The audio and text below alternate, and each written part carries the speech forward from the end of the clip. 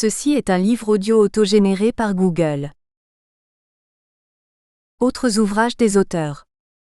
Taux d'intérêt et marché financier, Laurent Daniel et Michel Ruini, l'Harmattan 2013. Les 12 travaux d'Hercule du nouveau président, sous la direction de Hubert Lévy-Lambert et Laurent Daniel, l'Harmattan 2012. La finance carbone, de la régulation à la spéculation?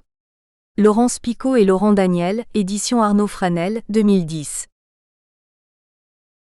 Préface. La question que pose cet ouvrage est cruciale. Comment refaire de la France un pays entreprenant et innovant? Elle sous-entend que la France a été entreprenante, mais ne l'est plus vraiment, ce qui est magnifier le passé et ne pas rendre au présent tout ce qu'il a de bien. Nous avons des réussites remarquables, et il ne faut pas les oublier. Mais ce qui compte est de faire en sorte qu'elles continuent et qu'elles soient plus nombreuses. Pour développer l'activité d'un pays, deux choix sont possibles. Par l'innovation et l'invention, c'est-à-dire la méthode schumpeterienne de destruction créatrice, ou bien par la consommation selon l'approche keynésienne. Il y a d'un côté ceux qui, comme Bill Gates, inventent un nouveau produit technologique qui révolutionne les systèmes existants et transforme le paradigme, et de l'autre ceux qui, comme Steve Jobs, misent tout sur le marketing pour pousser à la consommation. Aujourd'hui, lorsque l'on observe le mouvement général des affaires et de la recherche, ce sont les technologies nouvelles qui l'emportent et changent le monde. À côté des services et du marketing, qui ont leur importance bien sûr, il faut d'abord une industrie et des technologies qui évoluent efficacement. Dans la situation actuelle de l'économie, je préfère parler de Schumpeter plutôt que de Keynes en me demandant comment nous pouvons innover et entreprendre. D'abord, c'est une évidence, mais trop vite oubliée. Un pays entreprenant est un pays qui a besoin d'entrepreneurs. Et être entrepreneur n'est pas quelque chose que l'on peut apprendre à l'école. Il y faut bien plus que des cours et des leçons.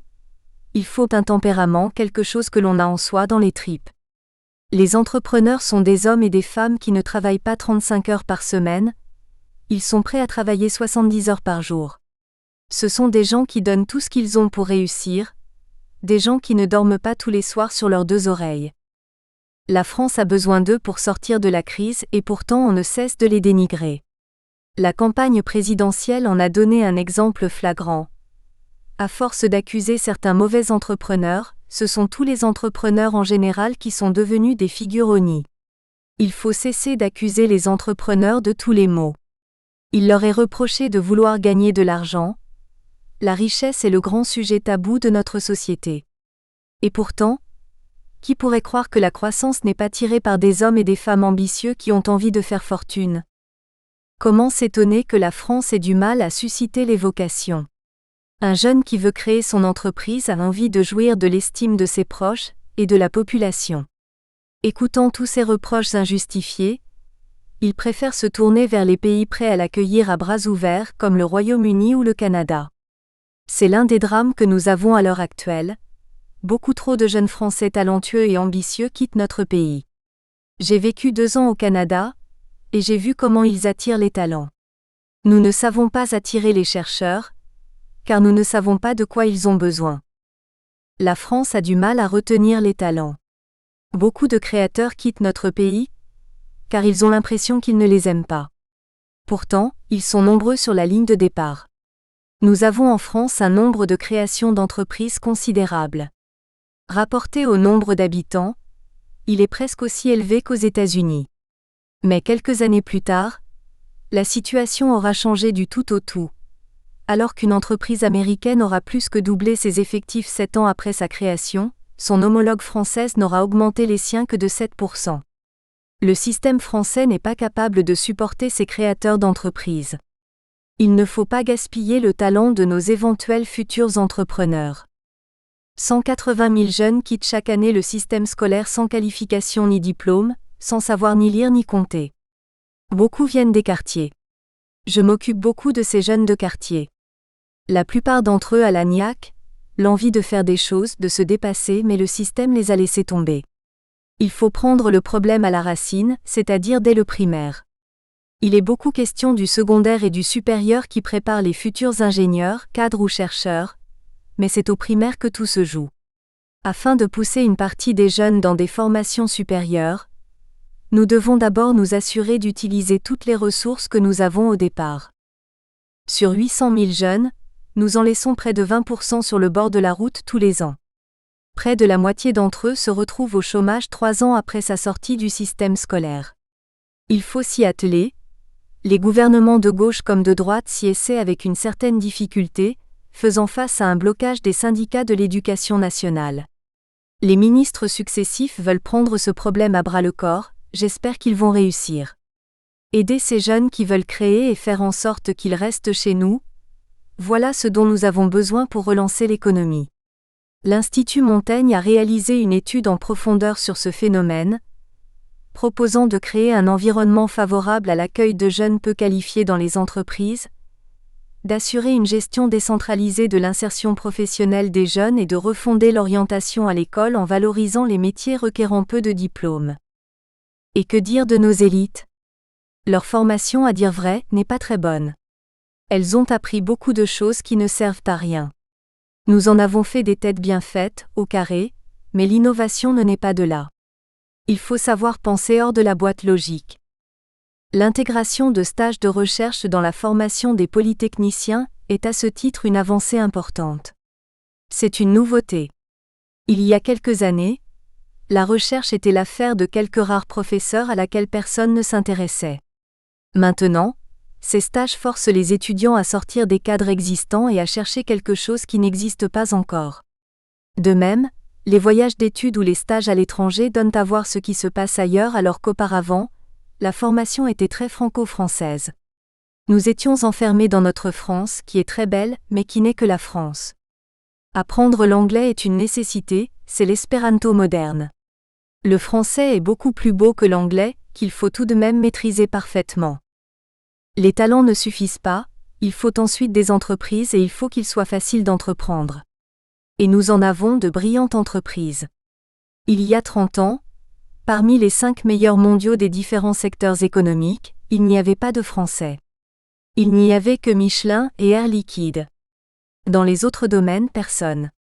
Aujourd'hui, dans les 5 premiers mondiaux, quel que soit le secteur, il y a presque toujours au moins un Français, que ce soit dans les services ou dans l'industrie. Les entreprises françaises ont fait des progrès tout à fait considérables. Nous savons donc faire des entreprises, mais aujourd'hui, elles ont de graves difficultés et beaucoup d'entre elles envisagent de délocaliser. Pourquoi ? Il est beaucoup question du coût du travail, mais je n'aime pas du tout cette formule, car elle laisse penser que nos ouvriers et nos employés sont trop payés alors que ce n'est pas le cas. Le problème n'est pas celui des salaires, mais de tout ce qui pèse sur l'entreprise. Les cotisations de sécurité sociale représentent plus de la moitié du salaire brut d'un travailleur gagnant le revenu moyen en France, seulement 40% en Allemagne. Cela fait une différence énorme. L'entreprise n'a pas les moyens de sa compétitivité et de son efficacité et elle préfère donc aller ailleurs. Il faut retirer tout ce qui pèse trop sur les entreprises. L'Institut Montaigne a proposé un allègement de charges de 50 milliards d'euros, le même montant que celui envisagé au départ par le rapport Gallois. Depuis des années, et quels que soient les gouvernements, la France a privilégié la consommation à la production. Il est temps d'inverser la tendance et de reporter une partie des charges sur la consommation, pour donner une bouffée d'air frais aux entreprises. Comment faire ? En touchant à la TVA, et en détruisant les niches fiscales qui ne contribuent pas à la croissance. Les entreprises doivent aussi avoir les moyens de leurs ambitions. L'État peut leur en donner de nombreuses façons. Le grand emprunt, par exemple, était intelligent car il a permis d'investir dans de nombreux domaines tout en concentrant les fonds sur les meilleurs projets. Parfois, il est nécessaire de mettre ainsi le paquet sur certains grands projets. Dans d'autres cas, il faut aider les jeunes pousses, non pas de façon technocratique, mais en regardant l'environnement dans lequel elles gravitent pour le rendre le plus propice possible. Les entrepreneurs ont également besoin de fonds privés pour les soutenir et il est une catégorie d'acteurs que l'on s'emploie méthodiquement à détruire depuis des années, alors qu'elle est essentielle, les business angels. Le private equity est une nécessité absolue, mais il meurt à petit feu. Lorsque l'on compare l'efficacité des business angels par rapport aux moyens investis, ils sont sans nul doute le meilleur système. Les investisseurs arrivent avec leur argent bien sûr, et ils sont prêts à le perdre éventuellement, mais ils arrivent aussi avec leurs compétences. C'est un levier fantastique pour les entreprises et il faut les relancer. Même ensuite, ces entreprises qui ont réussi ont besoin de franchir une deuxième étape, de grandir encore. En Allemagne, les grandes entreprises n'hésitent pas à aider les plus petites à monter les marches suivantes tandis qu'en France, elles se désintéressent des plus petites. Enfin, les entreprises qui veulent grandir le savent bien, elles sont très vite prises dans les mailles des réglementations. Nous avons des systèmes très compliqués pour les entreprises qu'il s'agisse du Code du travail, des 35 heures ou du principe de précaution. Il m'est arrivé de rencontrer une entreprise pharmaceutique qui voulait installer un centre de recherche en France. Mais elle s'est retrouvée confrontée au principe de précaution. Comme en thermodynamique, le second principe a été inventé avant le premier. Il aurait fallu mettre d'abord un principe d'innovation, et que la prudence s'insère ensuite dans le cadre de l'innovation. Finalement, cette entreprise a préféré s'installer en Allemagne. Dans ce monde de plus en plus globalisé, l'idée que la France est un pays où il ne fait pas bon investir, où l'on n'aime pas les entreprises, est une idée qui se répand de plus en plus. Pourtant, la France continue d'être un pays où les entreprises étrangères investissent, ses infrastructures sont reconnues, la qualité de sa main-d'œuvre est appréciée. Mais la tendance est à la baisse, et il faut agir pour la renverser et donner l'image d'une France qui aime les entreprises et l'innovation. Un autre écueil qui guette la France est la dérive de ses finances publiques. Ses frais généraux sont beaucoup trop élevés.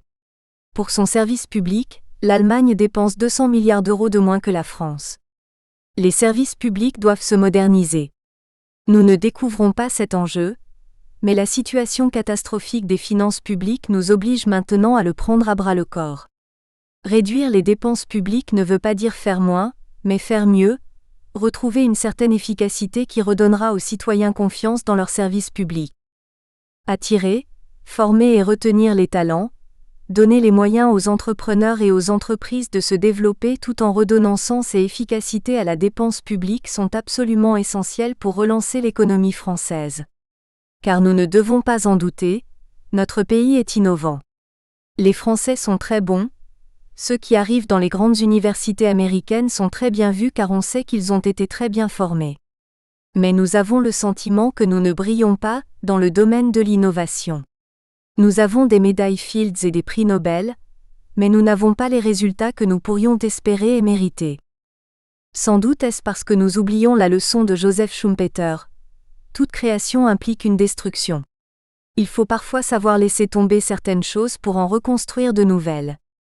Maintenir sous perfusion des secteurs amenés à disparaître quoi qu'il arrive, parce que la demande a changé, parce que la conjoncture mondiale n'est plus la même, parce que les technologies ont évolué, nous coûte beaucoup d'argent. Par rapport aux États-Unis ou au Canada, nous n'avons pas cette capacité à abandonner quelque chose pour recommencer autre chose à côté. Défendre ce qui ne mérite plus de l'être est l'une des faiblesses de notre pays. Bref, il faut laisser les entreprises un peu tranquilles, introduire du libéralisme contrôlé, mais le libéralisme laissé-faire est une catastrophe qui a conduit à la crise de 2008 dans le domaine financier. Cependant, il serait faux de parer les entreprises de toutes les vertus. Les entreprises aussi se mettent à produire des milliers de normes et de procédures tout comme les hommes politiques votent des milliers de lois. Un jour, un jeune est venu me voir et m'a raconté quelque chose de complètement idiot. Je suis allé voir son supérieur pour lui demander pourquoi il avait agi ainsi et celui-ci m'a répondu « Ah, je ne peux pas lui faire de reproches, il a suivi le process. Il n'est pas interdit de faire preuve de bon sens. Le chantier est important, mais pas impossible. Le plus grand risque n'est pas d'échouer, mais de vouloir agir par idéologie. Il nous faut être pragmatique et lucide.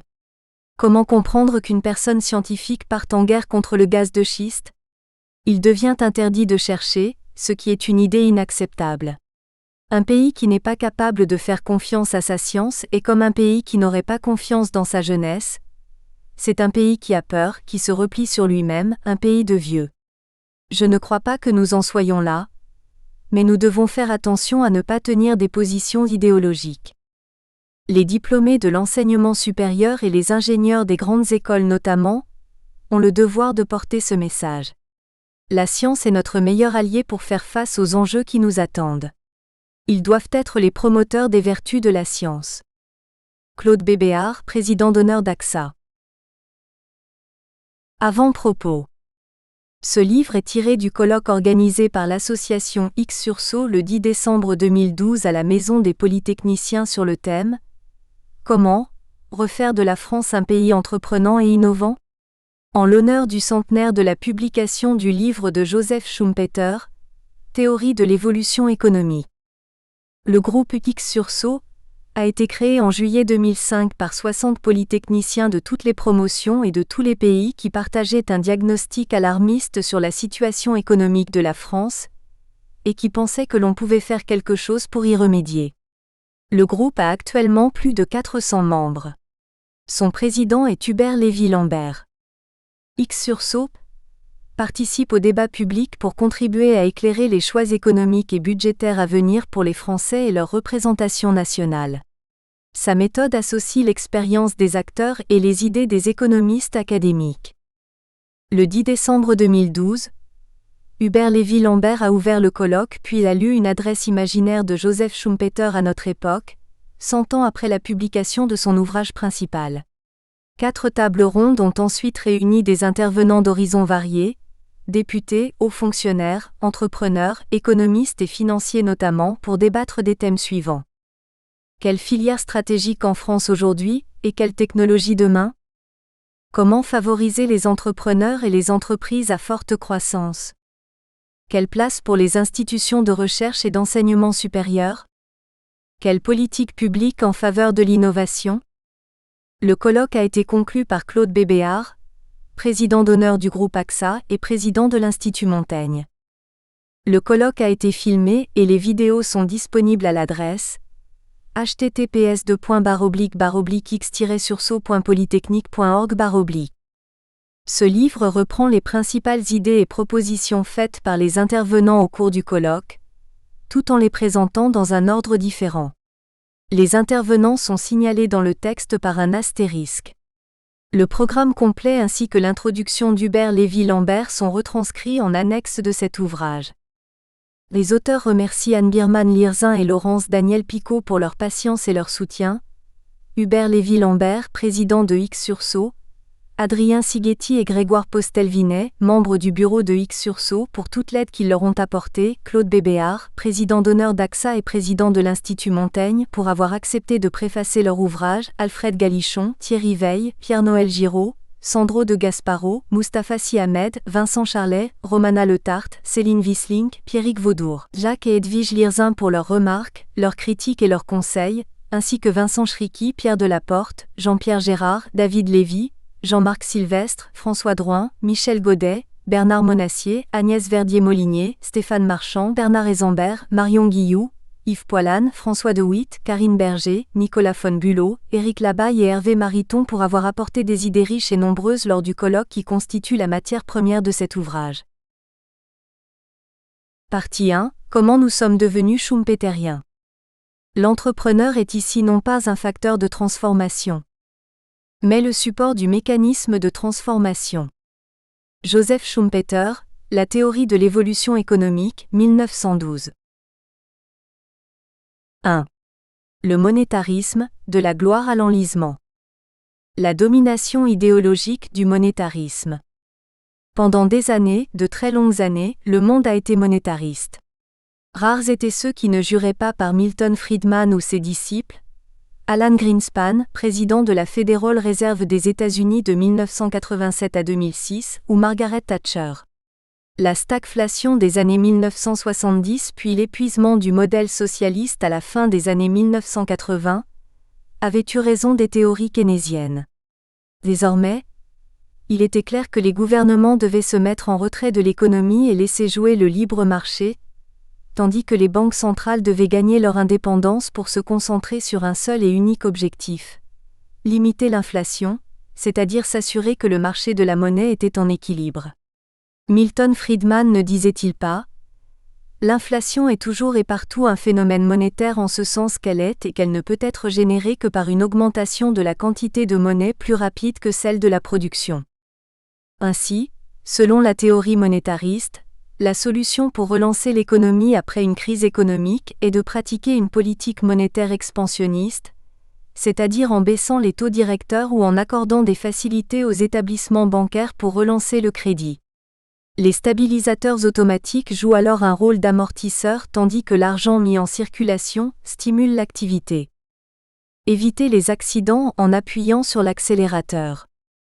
C'est ce que la Réserve fédérale américaine a régulièrement fait. Chaque fois que l'économie américaine montrait des signes de ralentissement ou que survenait une crise quelconque, krach boursier de 1987, faillite des Savings and Loans, crise mexicaine, crise asiatique, bug de l'an 2000, attaque du 11 septembre 2001, etc. Alan Greenspan a laissé filer la création monétaire. À chaque fois, la Fed a baissé drastiquement et rapidement ses taux directeurs pour éviter un resserrement du crédit et ne pas reproduire les erreurs commises en 1929. Mais cette politique monétaire, à force d'abreuver le monde de liquidités à chaque crise, a fini par générer une masse monétaire énorme qui s'investit au gré des modes et des engouements dans les actions, les matières premières ou l'immobilier. Le monétarisme n'est sans doute pas étranger à l'instabilité financière de la dernière décennie, ni d'ailleurs au développement incontrôlé de l'industrie financière. Le laisser-faire monétaire a trouvé ses limites dans les démons auxquels il a contribué à donner naissance. Le piège de la trappe à liquidité. Depuis 2007, la base monétaire aux États-Unis a augmenté de façon astronomique. Elle a été multipliée par 3,5 en l'espace de 5 ans, du jamais vu dans l'histoire. Et pourtant, dans l'ensemble des pays avancés, la masse monétaire augmente peu. L'argent ne circule plus, les entreprises retiennent leur trésorerie et n'investissent plus, l'épargne des ménages ne diminue pas. L'économie est prise dans une trappe de liquidité et la politique monétaire, déjà à ses limites, ne peut plus rien pour relancer l'économie. La BCE continue de soutenir à bout de bras l'économie de la zone euro, mais pour combien de temps ? Le monétarisme a fini par s'embourber dans sa propre logique et à être réduit à l'impuissance. 2. La tentative avortée de keynésianisme. La coordination internationale des plans de relance. Constatant la faillite des idéologies libérales, les gouvernements se sont empressés de jouer les chevaliers blancs pour voler au secours des entreprises en difficulté.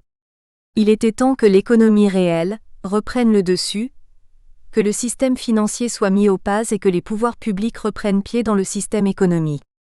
En novembre 2008, les chefs d'État du G20 ainsi que les dirigeants du FMI et de la Banque mondiale se retrouvent à la Maison-Blanche pour décider de se coordonner et de mettre en place un plan de relance d'envergure mondiale, une première. Chacun craint de reproduire les erreurs de 1929 et applique consciencieusement les leçons apprises, notamment celles de Keynes. L'investissement public doit se substituer à l'investissement privé lorsque celui-ci s'essouffle. Les plans de relance ciblent donc en priorité les secteurs les plus touchés, construction et automobile. De fait, malgré les difficultés de mise en œuvre, l'économie repart dès 2009. Les finances publiques subissent un retour de flamme. Mais, la croissance économique a dératé les années suivantes. Et surtout, ce déploiement d'argent public, qu'il s'agisse des stabilisateurs automatiques, baisse automatique des recettes fiscales, hausse des prestations sociales, ou des plans de relance, a vidé les caisses des États. Les déficits publics se creusent, l'endettement public explose. Des pays déjà bien endettés comme la Grèce ou l'Italie, ou dont la structure du budget était fragile comme en Irlande ou en Espagne, s'enfoncent dans une spirale sans fin. Les marchés s'inquiètent et exigent des plans d'austérité bien au-delà du raisonnable, de Gros-Végy 2013. Le redressement des finances publiques, l'autre nom de l'austérité, s'impose comme une priorité pour tous les pays européens. Assez naïvement, les gouvernements espèrent faire mieux avec moins, mais les coupes budgétaires autant que l'augmentation des impôts ralentissent l'activité économique, Krugman 2013, comme l'avait prévu John Keynes. La paralysie des pouvoirs publics. Là encore, la politique keynésienne a trouvé ses limites dans l'endettement public. Les gouvernements, comme les banques centrales, n'ont plus de marge de manœuvre. Ils essaient d'en retrouver en pratiquant des politiques d'austérité, mais le mal s'ajoute au mal. Que faire si une nouvelle crise, par exemple provoquée par l'éclatement d'une bulle immobilière en Chine ou des tensions géopolitiques avec la Russie, venait frapper à nos portes? Après avoir été monétaristes puis keynésiens jusqu'à plus soif, que pouvons-nous maintenant? 3. Le retour de Joseph Schumpeter. La paralysie des politiques économiques traditionnelles fait le miel du schumpeterisme. Pris au piège de l'endettement et de l'inertie monétaire, les gouvernements se tournent maintenant vers les entreprises. Joseph Schumpeter redevient à la mode et avec lui tous les poncifs dont l'histoire l'a entouré, de la destruction créatrice à la valorisation des entrepreneurs et de l'innovation. Par un étrange hasard de calendrier, son ouvrage qui expose ses idées, Théorie de l'évolution économique, a été publié il y a un siècle, en 1911. Avons-nous épuisé tous les discours contemporains, pour que nous nous retournions maintenant vers des penseurs vieux de 100 ans? Le regain d'intérêt pour les théories de Joseph Schumpeter peut s'expliquer par les limites des autres théories, aussi bien sur le plan pratique que théorique, observées ou constatées récemment. Les théories héritées de Milton Friedman et John Maynard Keynes ont donné aux administrations publiques les outils intellectuels et pratiques pour intervenir, en positif ou en négatif, dans l'économie. Ces deux penseurs se sont faits les théoriciens de l'État moderne. Ils lui ont donné des lunettes macroéconomiques pour observer le monde et le diriger. Mais les entreprises individuelles, les conditions microéconomiques, le contexte sociologique, tout ce qui relevait de l'humain, du quotidien, du particulier et de l'incertain, tout ce qui était trop fin pour être vu de loin, ont été noyés dans les agrégats nationaux et plongés incognito dans le règne du marché libre et non faussé. Aujourd'hui, cela ne fonctionne plus et les dirigeants cherchent de nouvelles montures. Le regain schumpeterien s'explique aussi parce que les États n'ont plus les moyens d'agir. Ils lorgnent du côté des entrepreneurs, figure mythique censée contrevenir à l'impuissance publique par un activisme volontaire. Michel Pebro résume ce changement de paradigme. En 2012, la croissance de l'économie française a été nulle. Pour la ranimer, certains vont recommander de ne pas réduire la dépense publique. Ce serait une erreur fatale. La croissance ? C'est en nous mobilisant pour innover, produire et vendre que nous pouvons la retrouver. Innover, c'est ainsi qu'on peut créer des richesses. Surtout au moment où la globalisation bouleverse la répartition internationale du travail et accélère la destruction créatrice de Joseph Schumpeter. Pebro 2013. Joseph Schumpeter, plus utile aux entrepreneurs eux-mêmes qu'au gouvernement. Contrairement à une idée reçue, Joseph Schumpeter n'est pas le chantre de l'innovation et des entrepreneurs. Il est bien celui qui a le mieux compris et défini leur rôle dynamique au sein des économies, mais il n'a jamais prétendu en tirer une théorie de politique économique. Au contraire, Joseph Schumpeter est l'un des premiers à analyser la démocratie comme un marché politique porté par des entrepreneurs publics. Il se méfie de l'État et veut replacer la dynamique capitaliste au cœur de celle des sociétés. Pour lui, la démocratie ne doit pas et n'influence pas de façon déterminante la dynamique sociale, elle ne fait que l'entériner. Danquin 2003.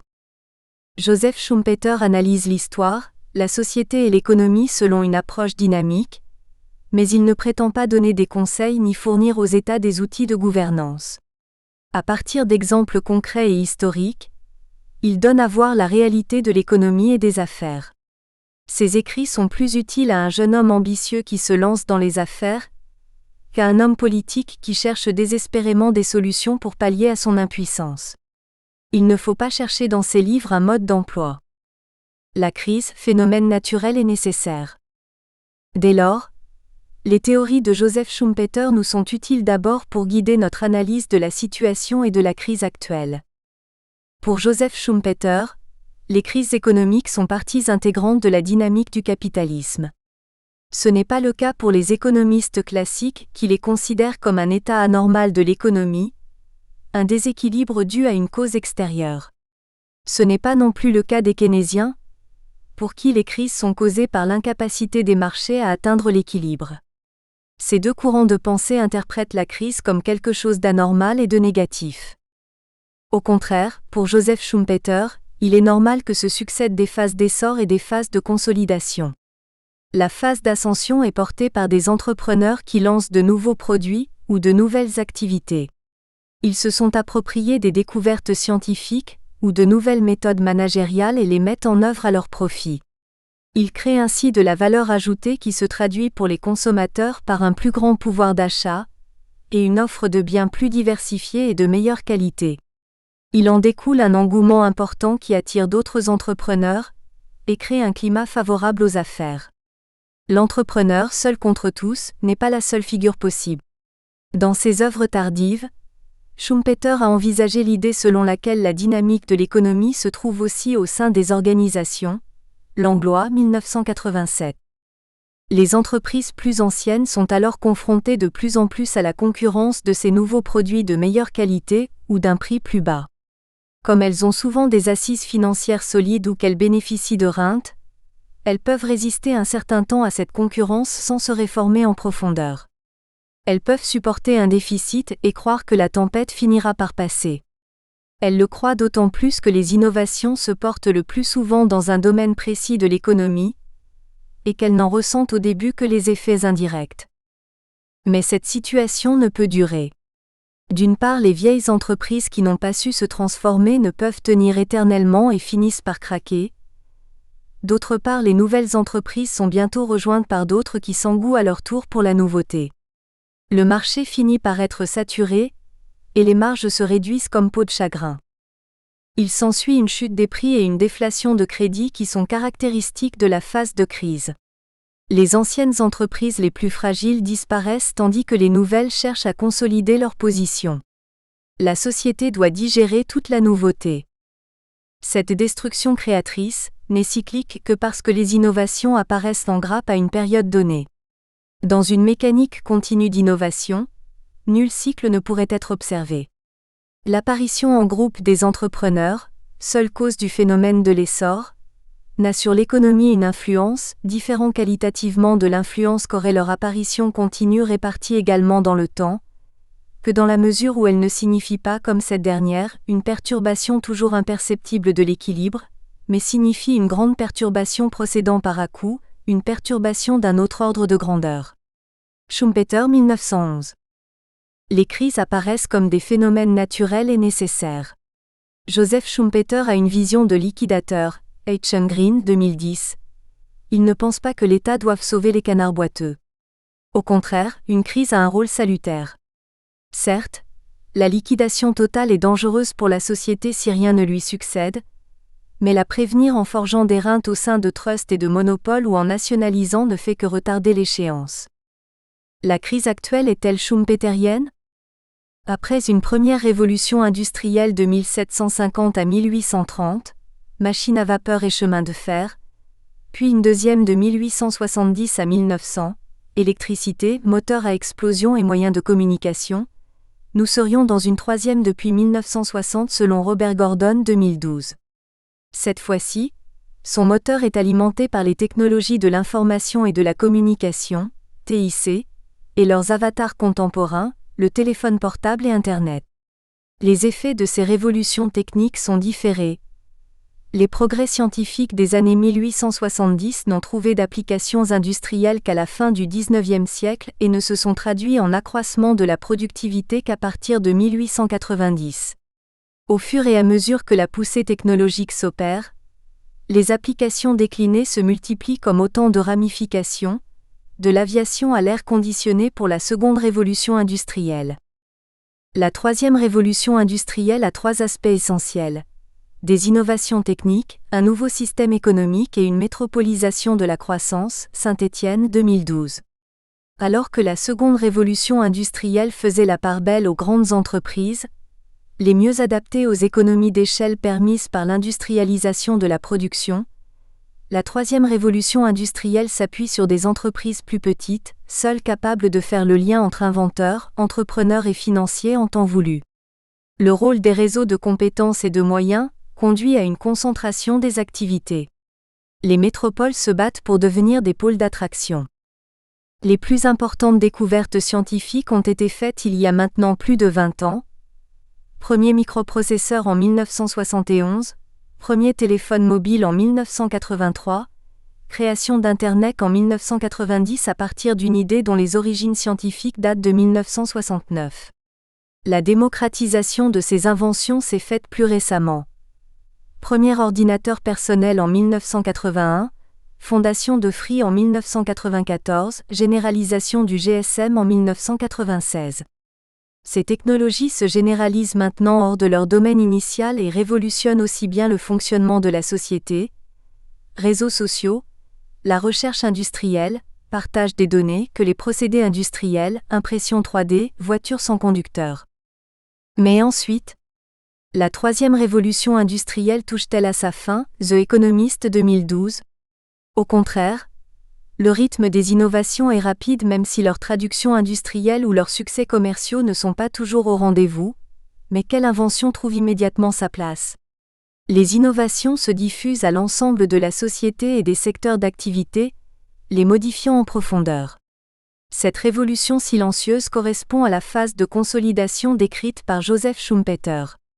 La rareté accrue des non renouvelables, les possibilités offertes par les TIC ou encore le vieillissement de la population modifient en profondeur les ressorts de la croissance. Les politiques monétaires accommodantes des banques centrales ont accompagné le déploiement industriel de ces technologies, 1990 à 2000. Mais dans une perspective schumpeterienne, il aurait fallu s'attendre ensuite à un deleveraging, les nouvelles entreprises voyant leurs marges se réduire et voulant alors rembourser leurs emprunts, tandis que les anciennes faisant faillite. Or, il n'en a rien été et au contraire la politique de taux d'intérêt faible a contribué à maintenir en l'état les structures économiques. Mais, il n'était pas possible de retarder indéfiniment l'instant de l'ajustement. La crise des subprimes a été l'élément déclencheur. Les entreprises sont entrées dans une phase de deleveraging, qui se traduit par de nombreuses faillites, un recul du crédit aux entreprises ou encore un reflux des positions des investisseurs privés des pays excédentaires comme l'Allemagne dans les pays créditeurs comme la Grèce. La Fed a augmenté sa base monétaire, mais la masse monétaire ne suit pas, l'argent circule beaucoup moins vite. Ce deleveraging privé a été compensé par l'endettement public, et l'échéance a encore une fois été différée. Mais les États ne peuvent soutenir ad vitam aeternam le poids des dettes sur leurs épaules, et le moment de consolidation est inévitable. La crise actuelle peut donc être considérée comme une crise schumpeterienne, où les innovations qui ont tiré la révolution industrielle trouvent leur application dans l'économie et la société tout entière et entraînent une modification en profondeur des structures et des mentalités. Dès lors, le plus important n'est pas de retarder l'échéance en étant monétariste ou keynésien, mais de la hâter en étant schumpeterien. Cependant, la tentation de la liquidation ne doit pas faire oublier le lot de drames humains qu'elle entraîne. Le renouvellement doit se faire avec fermeté, mais modération en aidant ceux qui subissent le changement à trouver d'autres opportunités professionnelles. Utiliser la crise pour changer de monde. L'économie ne peut sortir de la crise actuelle que renouvelée. C'est un travail sur soi qui demande la mobilisation de tous. L'État seul n'a pas toutes les réponses, les entreprises seules ne les ont pas plus. C'est la société dans son ensemble, dans sa complexité, qui détient maintenant les clés de son avenir. Nous vivions dans le monde abstrait de la politique économique gouverné par quelques grandes données macroéconomiques. La croissance, l'inflation, le chômage. Nous entrons maintenant dans le monde concret des hommes et des femmes, où il faut s'orienter, s'organiser, se dépasser. L'important n'est pas tant la qualité des hommes politiques, déjà si accablés de 1000 responsabilités, que celle de chacun d'entre nous qui peut, à son niveau et selon ses compétences et ses moyens, contribuer à changer son environnement et la société.